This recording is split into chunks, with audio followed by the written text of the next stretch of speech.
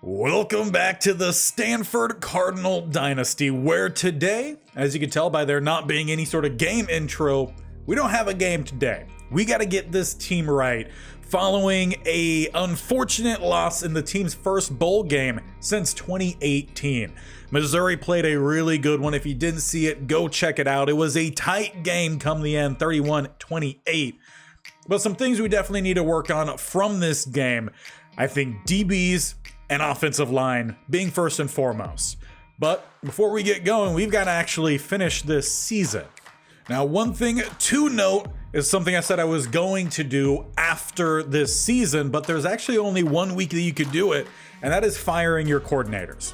For some reason, they have you do it before you get to the bowl game. I want to say it's the conference championship week. We made it to a bowl game, so I didn't fire our coordinators. But after that, you can't fire and then hire new coordinators. So we will have Judd Price and Eric Taylor for 1 more year, and I'm going to try to remember it as best I can. You can let me know in the comments on every single video until our next off season to upgrade our coordinators, because they very much could use it. And as for some fun news for Coach Bearington, he did actually receive some other offers for jobs, and he did receive another head coaching job. So that just tells me in general, he has upgraded his coach prestige a little bit, as in the last offseason, I don't think he had a single head coaching opportunity. So that's good. Obviously, though, we're not leaving. And we already have our first player to commit this offseason. It is the receiver, 3-star out of Honolulu, Hawaii, in David LeCouture. He was a route runner. There was one other guy we're also looking at as well, and we'll see that at some point. But there's already a good positive of the episode. Now, before we move along too far, one thing we need to go through here is the conference standings. At this point, everything with the conferences should be said and done. Mostly who ended up at the bottom of the Power 5 and at the top of the Group of 5. So for the ACC, the worst team was West Virginia. They did not win a single one of their games. So they will be switching conferences with Boston College, who won the American. They finished ranked 7th, and they might still be going on in the college football playoffs. We'll see that come the end of the playoffs, but they went 13-2 with a 7-1 conference record. Shout out though to Charlotte and Liberty, who also finished with a 7-1 conference record. In the Big 12, Kansas State actually ended up winning that one, going 6-2 in conference, as well as Texas Tech and Oklahoma. And I don't think all too surprisingly, Kansas was the worst team in the Big 12. That seems to be pretty often. They did not win a single conference game. They went 2-10. Arkansas, formerly of the SEC, they only won 1 game in their first season back in the Big 12. So Kansas will be switching with Louisiana. Ragin' Cajuns, they go 11-3 with a 7-1 conference record. Texas State also went 7-1. As for your Big 10 winner, kind of a little bit of surprise. I wasn't expecting it. Maryland, they go 11-3, 7-1. Nebraska also goes 7-1. As for the team dropping out, it is Northwestern. They did not win a single conference game. Iowa only won 1 conference game. Both of those 2 teams went 2-10. But Illinois goes with the perfect season, 14-0, 8-0 in conference, though it does not look like they snuck into the college football playoff. So they will be switching then, going back up to the Big 10. And as a brief intermission of all the changes of conferences, gonna throw in the independents here. Every team went 6-7. Now, as for our conference, we got Oregon ending up on top, 13-1. They went 7-1 in conference. Boise State also went 7-1. We finish 4th, right behind USC. But as for bottom, it is BYU. They win 1 conference game, going 1-7 with a final record of 3-9. As for the team, they will be switching with San Jose State. They came in late and stole it away from Utah after San Jose State went on an 8-game win streak. Utah State gives it up with a 3-game losing streak. So they will miss out. And as we talked about when we actually lost to San Jose State this last season, we didn't want to go play against them in conference down in the Mountain West. We will be playing against them in conference in the Pac-12. And for our final set of conferences, LSU wins the SEC. They go 7-1, only team to do so in conference, with a final record of 11-3. And it will be Ole Miss going 1-7 in conference with a 3-9 record, dropping down to the Sun Belt, switching with South Alabama, who go 7-1 in conference, 13-1 total. Now we'll see how well all these teams stick to their movements. Do some of them immediately jump back up? Can teams like Louisiana hold on in their new conference and stick around for a couple of years? Same goes for like San Jose State, as they will now have to go up against the likes of Oregon, USC, Washington, and these ones they're not going to be getting paid a bunch of money to play against. It's now conference games. And your national champion is Oregon, as well as Notre Dame playing in that game. So two of our rivals make it all the way. So Notre Dame, in that final week, the shellacking, or shillailing, maybe would be a little bit more fitting, that they gave us, got them back into playoff ranking, and with that, they nearly ran the table. Oregon comes in the quarterfinal to defeat Georgia, who was higher than them, 35-29. They then beat Texas Tech 28-26, and then gave the beat down to the Fighting Irish 45-17. Any crazy ones in here? Boston College, I would say, would probably be the craziest of the bunch. Boise State does make it, though they do drop out first round to Notre Dame. As for your yearly award winners, well, your player of the year is the quarterback Dante Moore of Oregon. He was the junior at 88 overall. He, however, was not your Heisman winner. The Heisman was actually a sophomore quarterback out of Boise State in Malachi Nelson, in 85. He even beat the 98 overall quarterback, redshirt senior of Liberty, in Caden Salter. Your head coach of the year goes to Minnesota's Ian White. Unfortunately for Coach Bearington, he was not in the running. Best quarterback is Moore from Oregon. Your best defensive player is another guy from Oregon, right outside linebacker in Devin Jackson. Oregon also had 5 players in the running for best defensive back. It was Takario Davis who did take the award, though they also had Florence, Terrell, Woodyard, as well as Laule. Maybe that's how that's pronounced. Again, let me know on correct pronunciations. Best running back, would you be surprised? Oregon, it is Jordan James. But Evan Stewart does not win best receiver. Instead, out of Maryland, you got Shalik Knott, who takes that one. Lombardi does go to Keldrick Falk, left end out of Auburn. Johnny Unitas, though, does go to Caden Salter, who we saw earlier ended up being, I think it was 4th or 5th in the Heisman voting. And Keldrick Falk does end up bringing home another award, best defensive end. Best interior lineman does go to Alabama's Jaden Roberts, though another Bama guy in Tyler Booker was right behind him. And for another season, best tight end does not have a single Stanford player. Instead, Georgia with Oscar Delp. Broyles Award does go to another Oregon defensive coordinator, this time in Peppo Mueller. Best linebacker, Devin Jackson, we saw him earlier. Best center goes to Lyndon Cooper of Pitt. Lou Groza goes to Jaden Fielding of Ohio State. Atticus Bertrams of Wisconsin is your best punter, and that's a heck of a name for a punter. And your final award winner is Christian Hamilton of North Carolina with the best returner. As for any good news for us on awards given, despite his horrific performance in the final game of the season, Colin Wright does end up being All-American second team. But you tell me how not a single one of our freshmen does not make this list. We had so many key guys, at receiver, defensive line, linebacker. I think we got shorted a little bit. But we do start to get a little bit more love in the Pac-12. First team, you could add Ernest Cooper to the list. Colin Wright obviously making that list as well. Second team, Tafiti does make it. He didn't really rack up the sacks this year, but the TFLs, he had aplenty. And with the freshman All-American list here, again, just for the Pac-12, Sean Howerton does make that one. But again, we don't see any of the linebackers, and we don't see our receiver either in Haddad. And moving into the next window, it actually starts some of the off-season aspects. We do find out that Georgia did end up stealing the 5-star middle linebacker we were going after. Maybe at some point in the future, we will end up playing against him. But now is time to find out players leaving. Before our file corruption after the first season, and midway through season 2, we had some big players leave. Second go around, it was much better for us. How does it go this time? I expect A.O. Manor to be going for the draft, and indeed he will be. Rules for the draft: any player projected to go in the 3rd round or higher, we will not negotiate with. One, because they need to go get their money ASAP. You can't play football forever. But also, that's going to help out our pro potential, so I'm okay with it. Past him, though, and we do have 6 chances at persuasion, and we don't really have to worry about that because there's only 3 guys looking to leave. Tiger Bachmeier. We're not fully set up yet for the next round of starting receivers.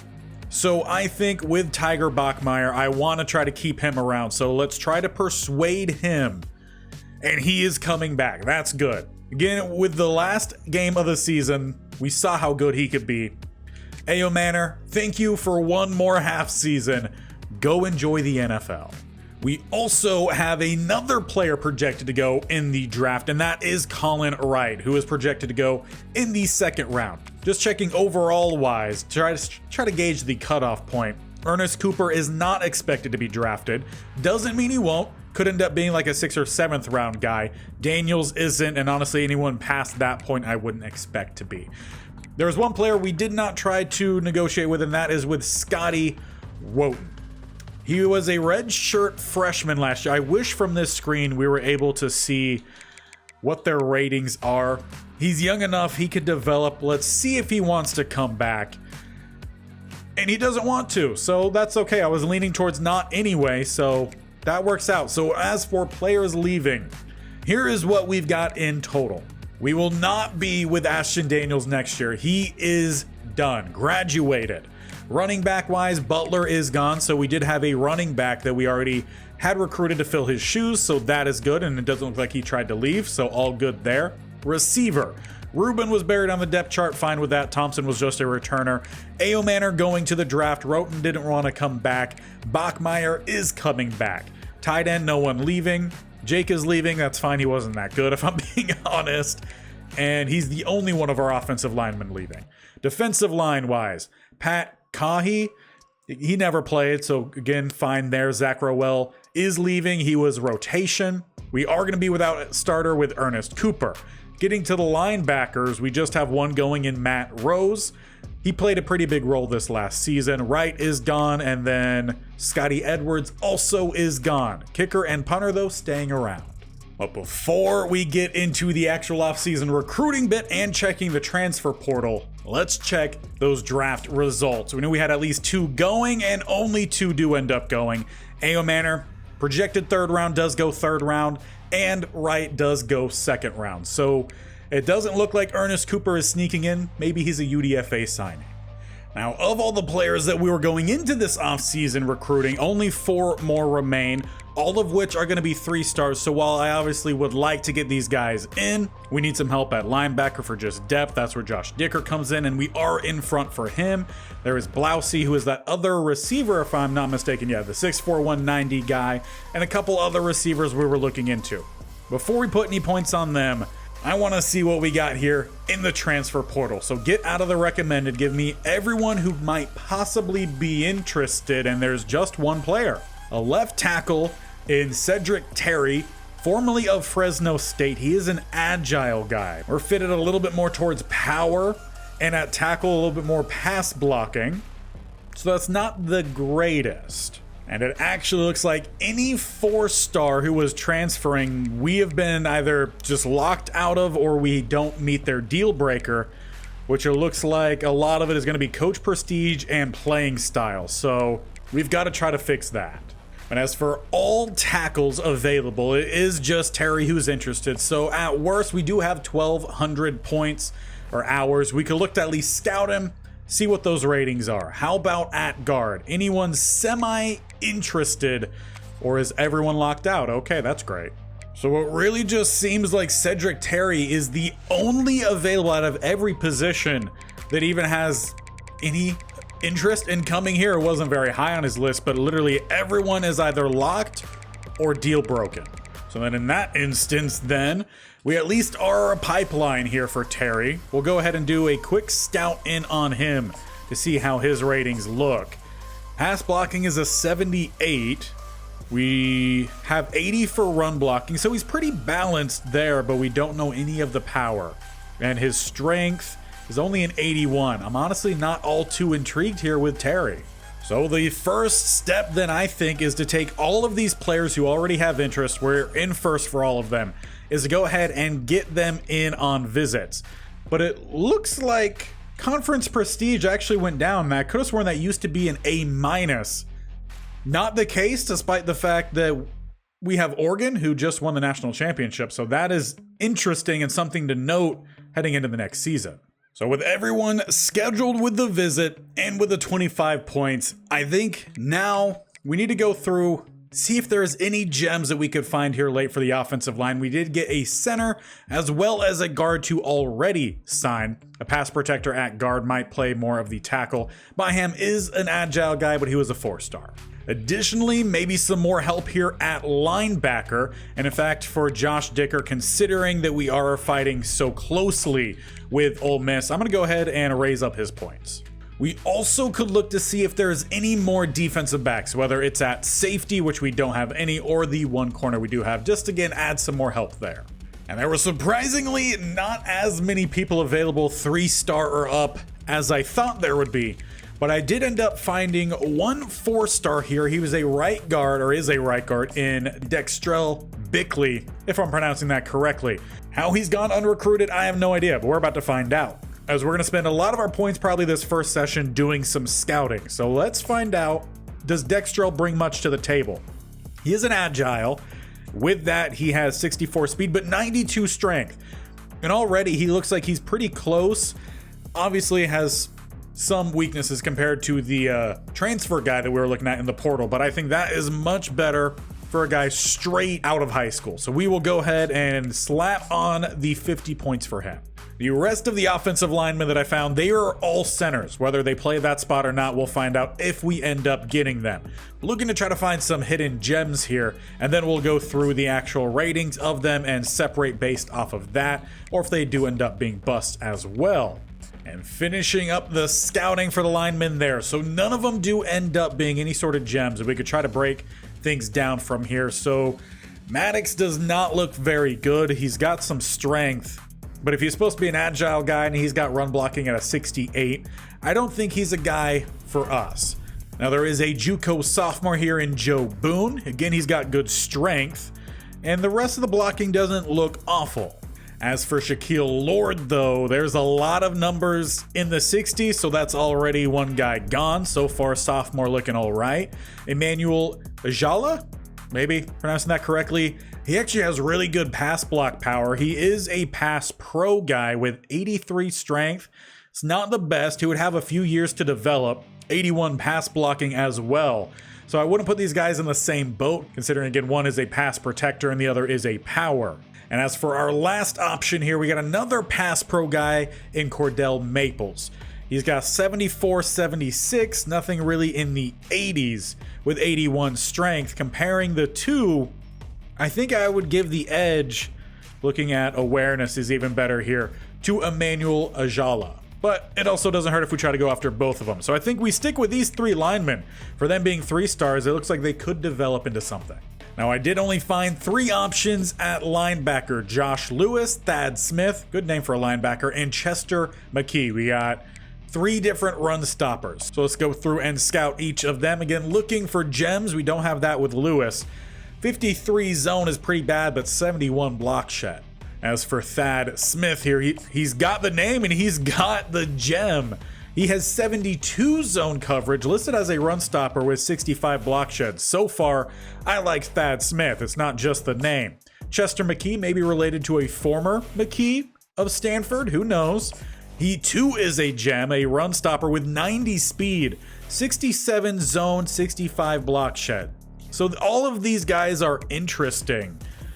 But I think if you look at that group, I think Josh Lewis is the odd man out. Don't think there's the ratings there we're really looking for, especially with the sub 55 zone coverage. So we will get rid of Lewis and we'll try to go after Thad Smith and Chester McKee. Now we got a few DBs here. One true corner, he's a slot. Then we got a zone guy here in Cleveland at free. Run support in Wesovich, maybe. And then we got Stan Madden, a hybrid. Maybe he could play a little bit of corner. Let's start with him.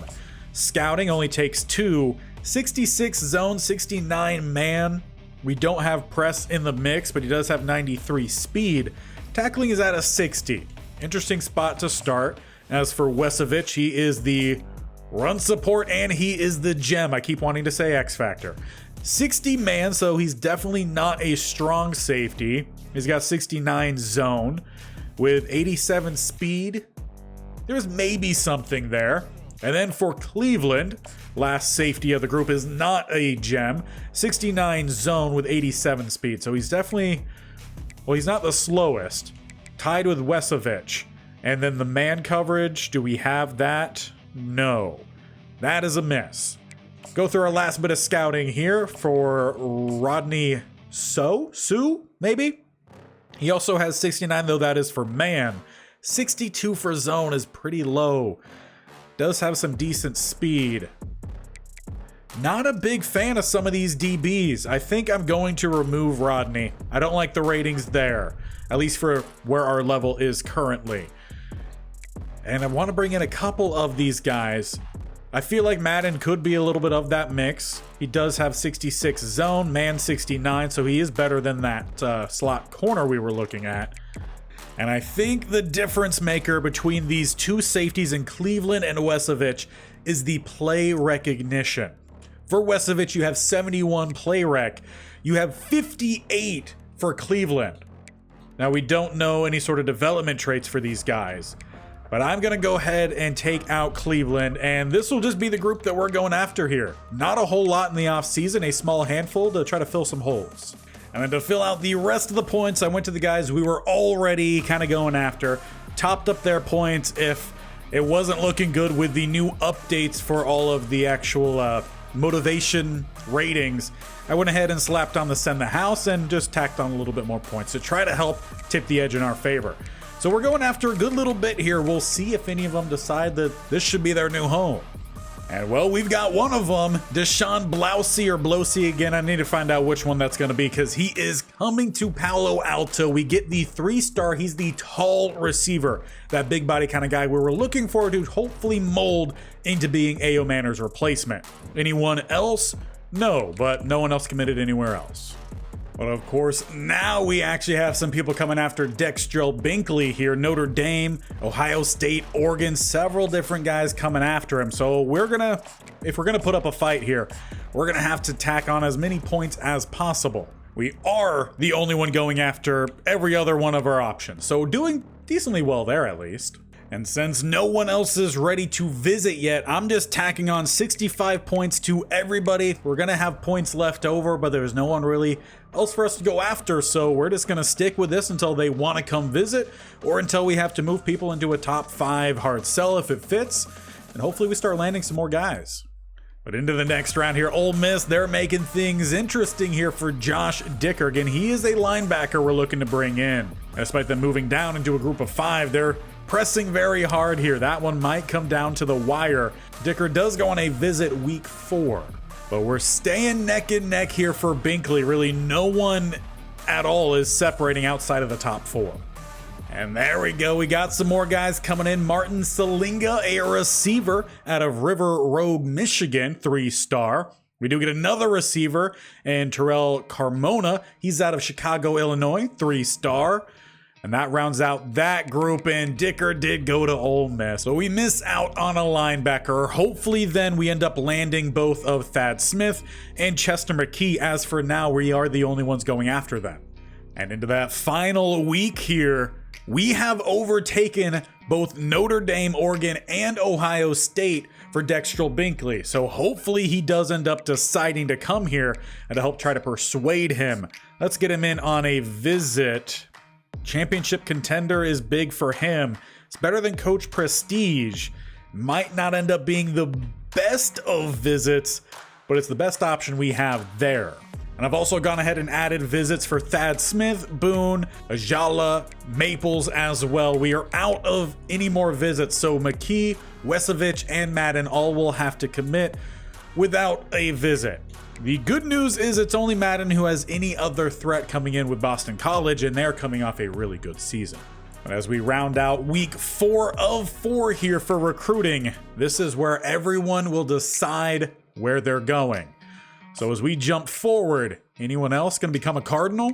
Well, we've got one of the centers. Again, does he play there? We will find out. Alaha, again, I'm going to have to make sure, or Ajala. I'm going to have to do some Googling on some names. Out of Camdenton, Missouri, 3-star. And he's the only one that commits?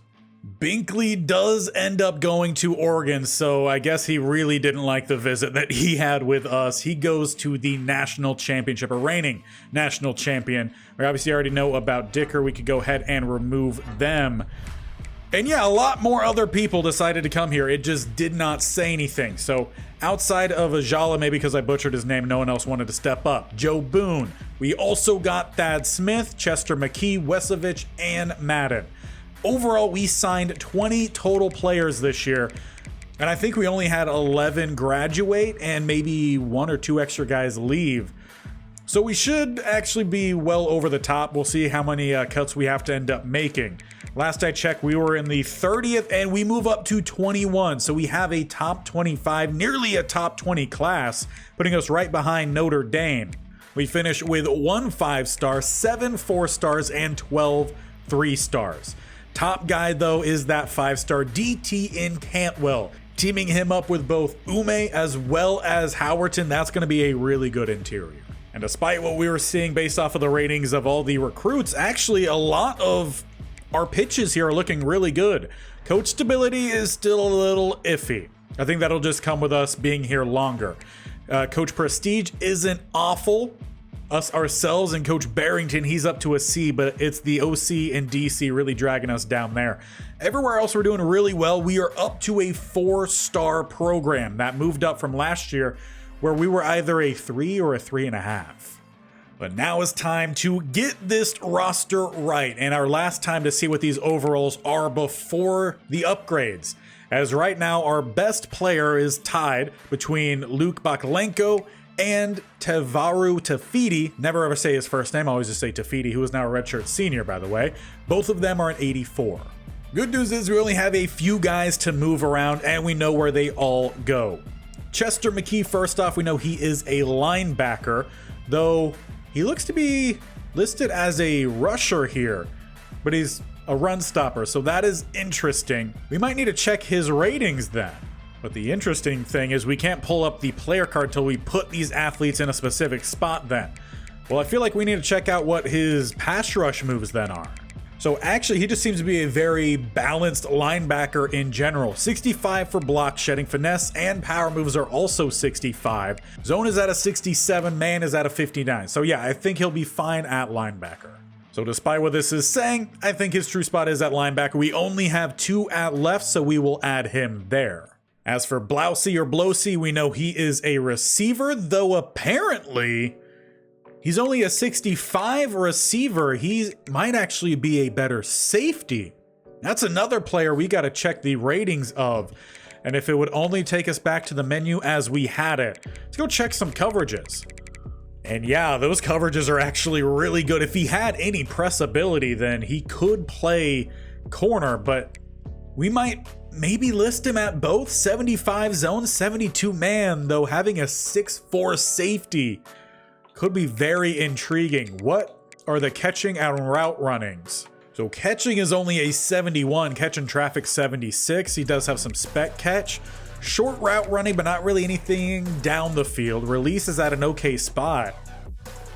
I'm not sure if it's possible or not, but having him play both sides of the ball could be really intriguing. We do have a lot of safeties though, so that is something to consider. At receiver, we don't have as many, and 2 are going to be graduating after this year in Borden and Bachmeyer. So I think probably listing him at receiver, letting him develop, but maybe having him see some time on the other side of the ball could be interesting. We'll definitely play that by ear throughout, but for now, Blousey, he's going to go be redshirted as a receiver. As for Thad Smith, does he have any shenanigans here for us? 68, but again at safety, he's a 71. Tells me he should have some decent cover skills then, but I think we need some more help at linebacker. We got 2 at left, though I thought we already added 1, so that number's not updating. So it should be 3 there, as well as 3 at middle linebacker. Let's put him at middle. I think that's where he will best fit.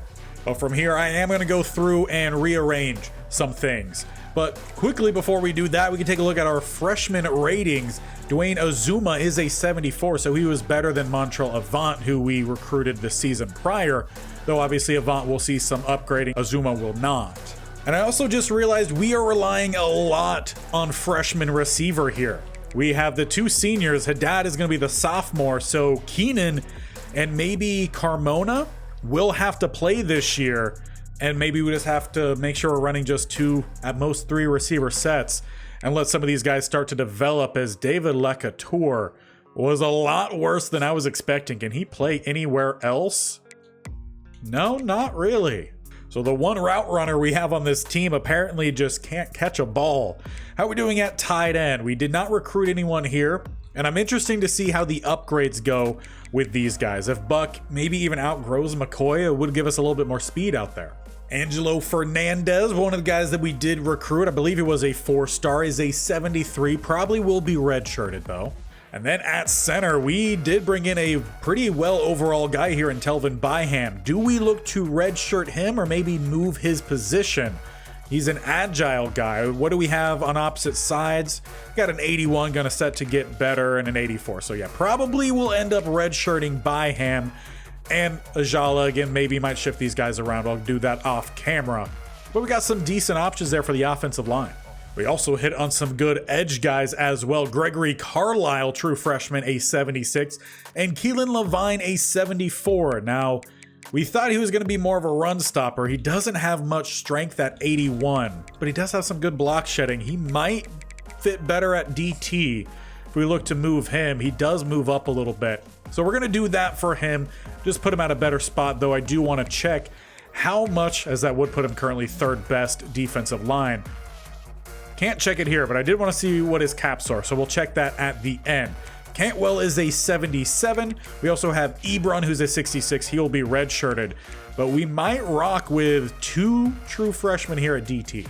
And moving into the next season, our linebacker group is going to be very young. Coat, sophomore. We got Roseboom, who's going to be a sophomore, and another redshirt sophomore in Stevenson. All the juniors are sitting behind these guys, so maybe depending on development, maybe someone gets jumped, but pretty young group. We'll see them develop throughout. And Hennessy is a 75, though he is behind a good handful of players who are going to see some improvement. So he will probably be redshirted, as brand exposure is his big thing. So playing time, not that big deal. As for the late additions to the safety group, again, probably going to be redshirted in Madden and Wesovich, 67 and 66. But with our roster now finally shaking around, things smoothed out. It's the biggest part of the offseason here. Training results. Any surprise guys taking the lead at their positions? Well, let's find out. Before, 85 was our highest overall, and now we've got at least 5 guys above that, including 4 more 84 overalls, with the newest highest rated players being Baklenko, who is technically getting a boost from his coach. So we're going to give it to Amari Borden, up to an 87 overall. Going position by position, overall is Elijah Brown here with Miles Jackson behind, and Avant really didn't go up that much. So Elijah Brown, is he going to be QB1 heading into this next year? There won't be much mobility in the pocket. We do have Avant, who does have some speed, so maybe some special packages for him. As for Elijah Brown, who is now a redshirt junior, or actually no, true junior. Forgot again because of the file corruption that we did not redshirt him that first year. Accuracies can still see slight improvement. Medium is up to a 94, deep 86, and medium. Why does it list medium throw accuracy twice? Maybe one of that's supposed to be short. We'll check in on that. His arm could get even better. He could be a really good quarterback by the time he leaves here, if he doesn't leave after the season. As for running back, Irvin really didn't see any upgrades whatsoever. Maybe 1 overall at an 82. Parrish is now an 81.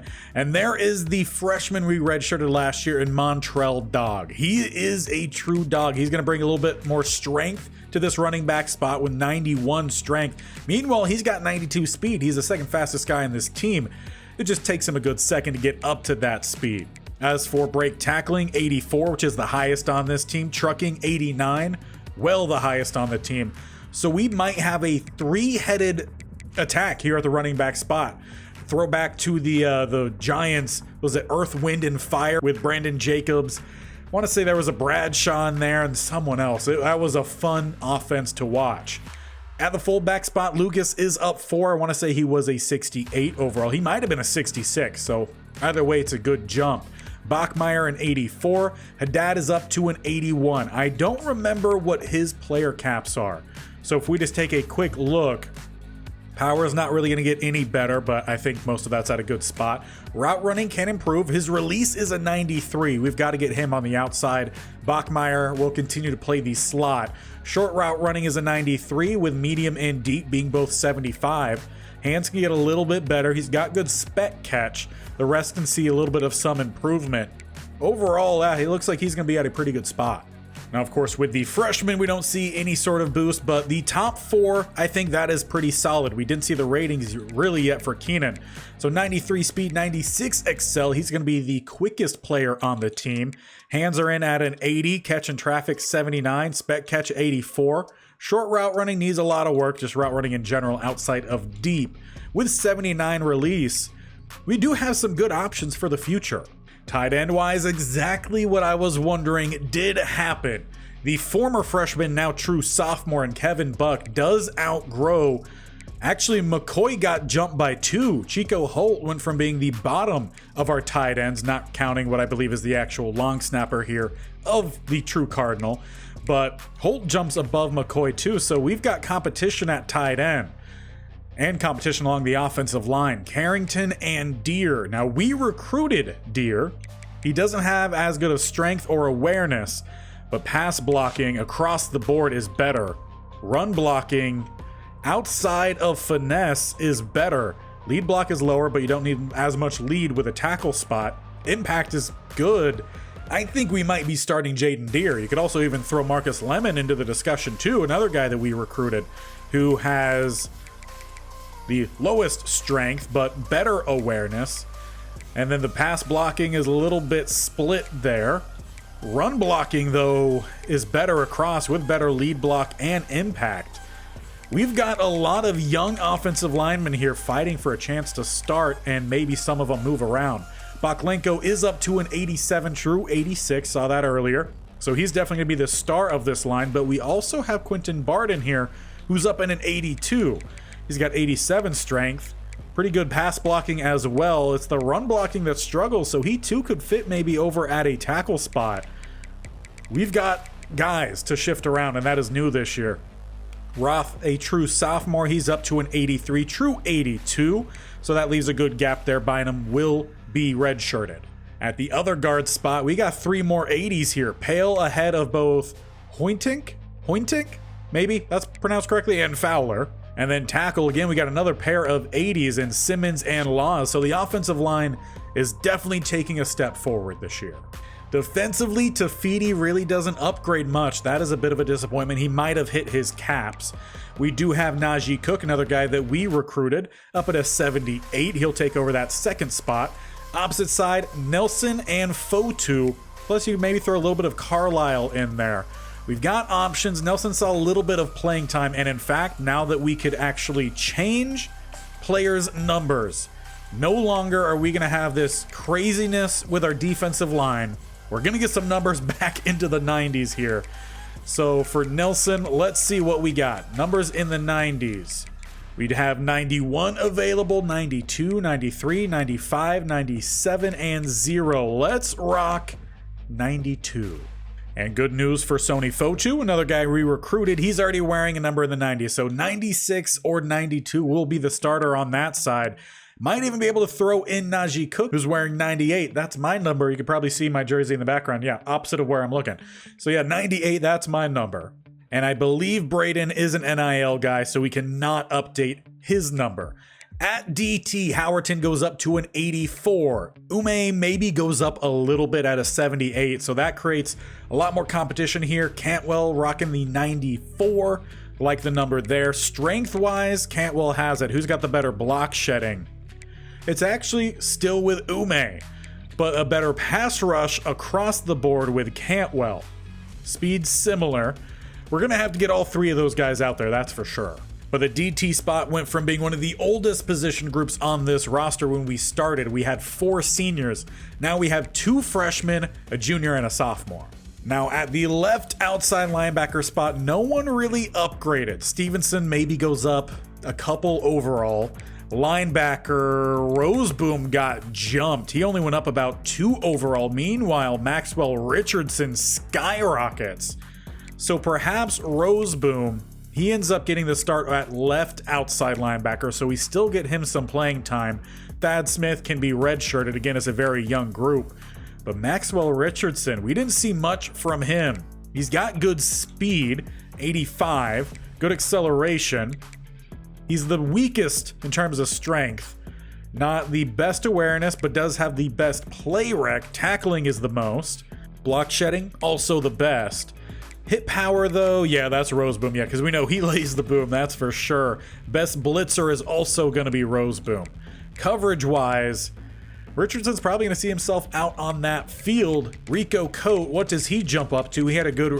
He's an 87 overall true sophomore. He's probably going to be one of our first round picks. 100%, he's got to be. 91 speed, 90 excel. Strength is at a 75, but the awareness and play rec is there. Tackling is there. He's not the best block shedder. That's a 71, but he could blitz. And coverage, he's also really good, but so is Trey Williams. This linebacker group, while it's very young, it's showing a lot of promise. An area that's not quite showing that promise is here at corner, and Antonio Asher, he was a guy we recruited last year. He jumps up to be our highest overall. At 6 foot 196, he's got good speed. Across the board, we have really good speed at this position. His acceleration is a little bit low. So this is, yeah, definitely going to create some competition here. Better all-around coverage guy compared to Ramos. Press, though, Ramos, is so much better. You got Brandon Nicholson, who has that press ability. Aaron Morris was our slot guy last year. So we're still not going to be able to play great press. I think that's where we got burned in the Notre Dame and Mizzou game. We just didn't have press ability, and we're probably doing that too often. Ramos was the only one who can do press, and he was the only one seeing some success. But yeah, we got some things to sort out here at the cornerback spot, but it's a good competition to have. 4 guys, 82 overall, and Asher jumps up to be the new cornerback 1. And we had another guy get jumped too. Sumlin, he didn't really look to improve at all. Was he capped out on his ratings? No, he's got a lot of room to improve, but he didn't really seem to do so. So we had another guy that we recruited in Chuck Atkins, who I believe was a corner when we recruited him, and we moved him, or maybe I'm getting someone mixed up with a pre-file corruption. Either way, we've got a lot of options here. Looking at zone coverage, it still might go to Sumlin. Awareness-wise, technically the best is Richardson. Play rec wise, though, the best is Sumlin. And then best tackler is going to be Atkins. So we've got a lot of guys who could play. And this year it's going to be the case, I think, where if you don't perform, you're getting subbed out. Because we got a really tight group of talent here. At strong safety, Camp does stay ahead there. He goes up, I think, 2 overall. Rourke improves a little bit, but it's not the same competition as you have over here at free. As for our final 2 positions, ETN is up to a 72 with 88 kick power, 74 accuracy. Can he improve his leg anymore? No, so he's stuck at 88. He hit from some decent distances though. And lastly, we got Flintoff, the senior punter. He's up to a 77 with 88 and 74 for his kicking ratings. Overall, that is surprising.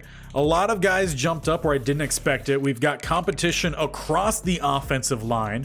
We are a little light, I would say, at receiver, which was expected, which is why I wanted to make sure we brought back Bachmeier. Otherwise, it would have been Borden, Haddad, and Keenan, and then no one really else. We also get to see a new quarterback this year. We saw a little bit of Elijah Brown here and there. Again, we do have a couple other quarterbacks we could get in the mix. We'll probably be redshirting Azuma. And you know when I said I thought we would have too many players?